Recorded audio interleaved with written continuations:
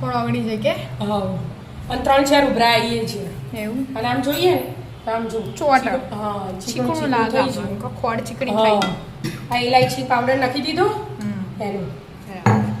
અને કલર નાખવો હોય ને જેને કેસરી કલરની બનાવી એવા આ અમુક ચાસણીમાં જ નાખી દેવાનો પણ આપણે નહીં નાખવો કલર હા આપણે આજ હા પીળો લીલો રાખવો આમ તો કેસરી કલર ની આવે ને એ અમુક નાખવાનું એમ. એટલે હવે આ થઈ જઈએ ગરમ જ નાખી હા દેવાનું ગરમ બંધ કરી દીધી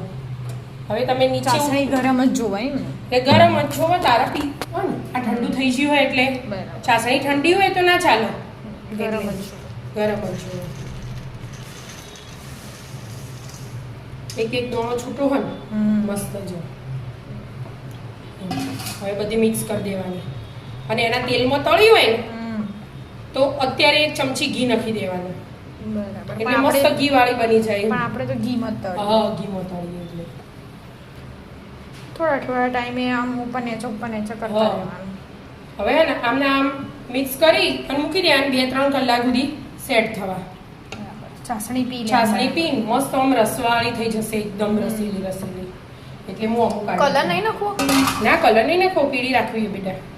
આ કેસરી કરવી હતી ના પીળી કલર નહીં ખાવો અમુક કાઢ દો ચમ ઉપર નેચે થઈ જાય હારી ઉપર નેચે નહીં એટલે આ એમના એમ ઢોકેલું રહી જાય આ ગરમ હોય ને નીચે કઢી બહુ જાડી એટલે આપણે એટલે હવે 2-3 કલાક સુધી સેટ થવા દો 2-3 કલાક જો આવી રીતે જ મૂકી દે આની બધી ચાસણી પી લે બુંદી બરાબર પછી જોઈશું રવા દો તમે 2-3 કલાક હા બધી ચાસણી જતી રહી મમ્મી હા જો ખાલી હે ને અને કોરી મસ્ત કોરી થઈ અને મસ્ત સ્મેલ તો થઈ. ચેવી મસ્ત આવે હા બહારથી લાવીએ ને એવી એકદમ મસ્ત મસ્ત બની કોરી સ્મેલ આ તો મિત્રો ફોનમાં સ્મેલ કેવી રીતે લેવાની પણ સ્મેલ એટલી મસ્ત આવે ને